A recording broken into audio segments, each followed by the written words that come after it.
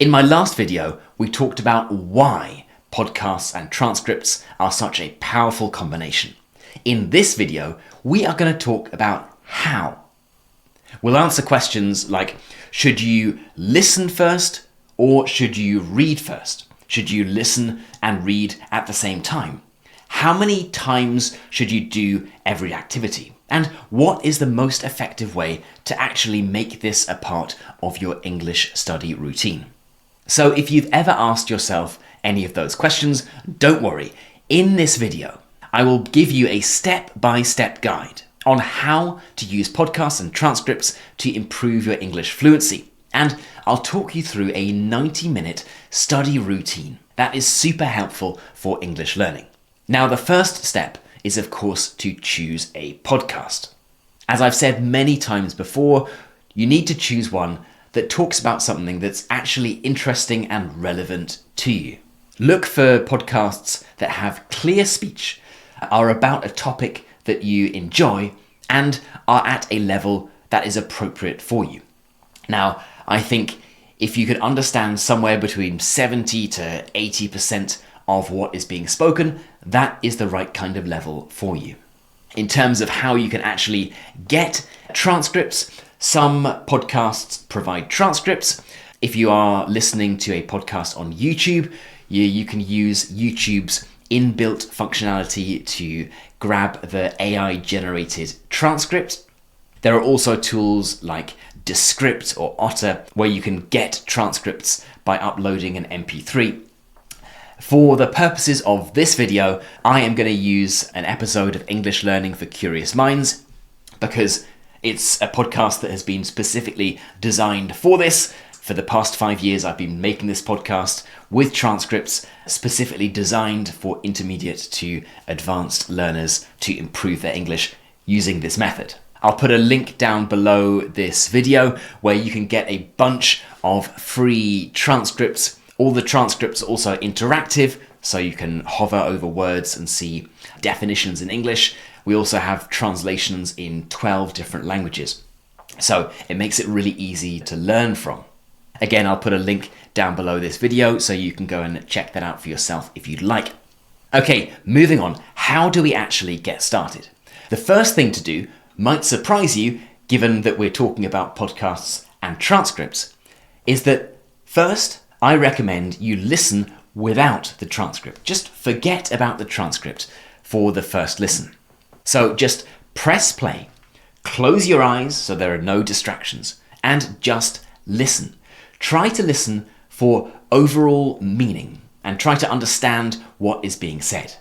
It doesn't matter if you don't understand everything. That is completely to be expected. That is real life. The objective of this first bit is to train your ears and your brain to understand real life English. So first, just listen, forget about the transcript.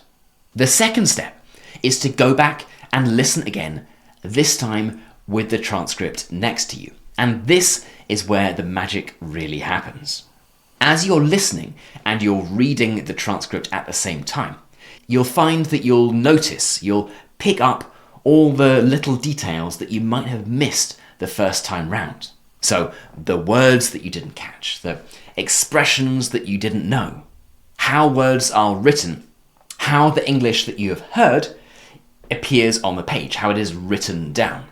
So here, you should be using the transcript to check, to confirm everything that you think you have heard. When you are listening with the transcript, I would encourage you to press pause and to look at words, phrases that you found difficult to understand. You can go back and try to listen to something again to catch it for the second time. So here, you're trying to really engage with the podcast on a deeper level than you did the first time when you just listened. If you're the sort of person who likes to print things out, you can print things out and circle them, highlight interesting words, and so on. Scribble all over the transcript. If you're the sort of person who prefers to keep everything digital, then this was probably a good opportunity for adding little words to your Anki flashcards or whatever it might be. So you're just trying to engage with the language on a deeper level. The third thing I'd recommend you do is one of my favorite techniques, and this is something called shadowing. Now, in case you've never heard of shadowing before, here's how it works.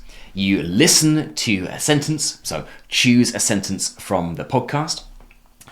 You press pause. You try to repeat exactly as the speaker said, then go back a little bit and repeat exactly what they said, exactly as they said it. So you're trying to match the exact pronunciation, the stress, the rhythm, and the intonation. Essentially, you're copying exactly what the speaker said and how they said it. You're mimicking every single aspect of their speech. Now, many people, when they try this for the first time, say it feels difficult. It feels kind of unnatural.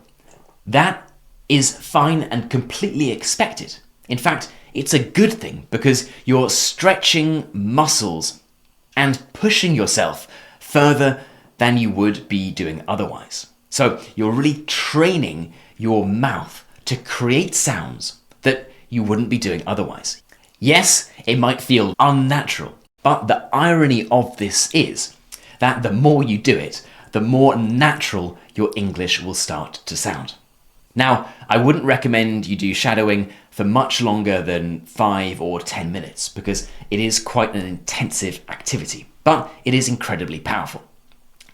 Activity number 4, the next thing that I would do, is to mine the transcript for vocabulary.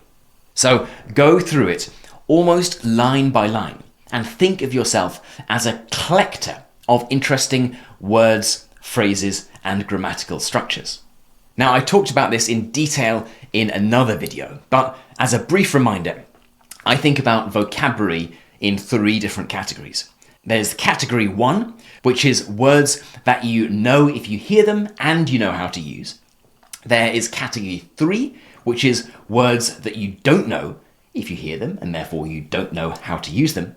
But there's this second category, which is words that you know if you hear them, but that you wouldn't necessarily use in your own speech.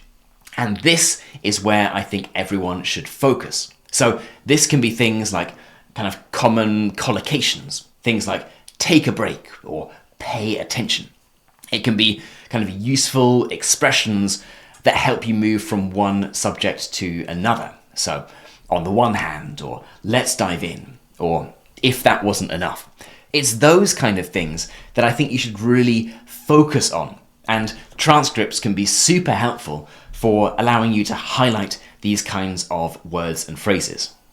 So go through the transcript and try to collect this type of vocabulary. Now, it's always important to be reasonable when it comes to how many words you can actually learn from a podcast episode.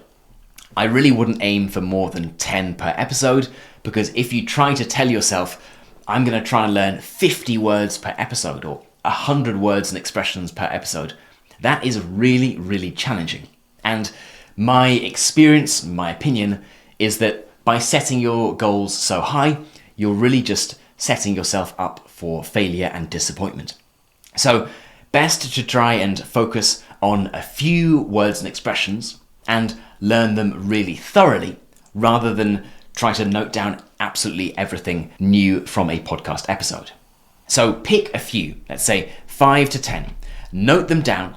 If you use something like Anki, then add it to a flashcard app like that, and make sure you review this on a regular basis. So here, you're turning passive vocabulary knowledge from what you've heard into active vocabulary acquisition. And you'll find that those words that were previously in category number 2, words that you understood but wouldn't use, will shift into category number 1, words that you understand and words that you use in your own English speech and writing. And the final activity you can do is one that seems very simple, but is one that not many people do at all. And that is to summarize the episode. And you can do this in 2 different formats, and they are both a lot easier and a lot less time consuming than you might think. The first is to summarize it by speaking.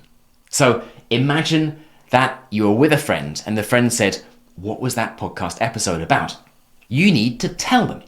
But here, it's very useful to give yourself some boundaries, some constraints, some limits around what you're going to do. So what I would do here is open up the recording app on your phone, press record, and try to do everything in under 1 minute. Press record and press stop when it gets to 60 seconds. So what you need to do is try speaking without interruption, or trying to pause as little as possible for 60 seconds, talking about what the podcast episode was about. Now, it might seem strange to record yourself, but it's very helpful because you can go back and listen to what you said, and you will start to recognize mistakes that you've made. You'll start to recognize words that you use too often, and you'll be able to correct yourself in a way that you wouldn't be able to do if you hadn't recorded yourself.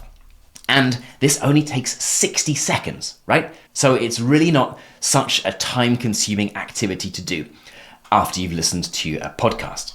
You can also try to summarize the episode in written form. So again, I would give yourself some limits. Here, I would take out the timer on my phone and set it for 5 minutes. So say, I'm gonna sit down and I'm gonna try to write a summary of the episode in 5 minutes. It doesn't matter if you don't cover everything. You could even set the timer to 10 minutes if you think that 5 minutes is too little. And again, you can use the transcript as a support, as a crutch for your summary. You can try to use those more complicated words and expressions, vocabulary that was used in the podcast, in your own summary. So this is a really helpful skill because it's taking input in the form of the audio that you were listening to and the reading that you've done of the transcript, and forcing you to turn this into active production of English in terms of speaking out loud and practicing your writing. Okay, so as a quick recap of what to do.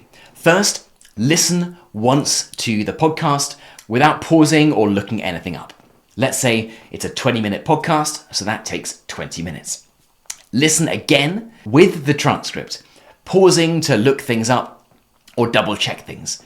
Again, let's say a 20-minute podcast, so that might take 30 minutes.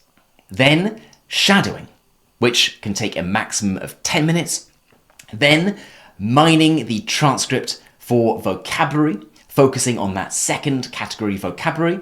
That can take 20 minutes. And finally, summarizing the episode, which should take no more than 10 minutes. Added all together, that takes 90 minutes and is an incredibly powerful set of activities that can turn what would otherwise be just a podcast episode into an incredibly valuable learning activity that will help you improve your listening, speaking, writing, reading, and even pronunciation. And you don't need to do it all at once. You can split those activities over multiple days. They're all under 30 minutes long, so they are very manageable even for those of you with busy personal and professional lives. So sometimes you don't need new materials or revolutionary hacks or tricks. You just need a better way to use what you already have. So go and find an episode of your favorite podcast. As I said, there's also a link to all the free transcripts for English learning for curious minds. Try these activities and let me know how you get on. I'll catch you in the next video.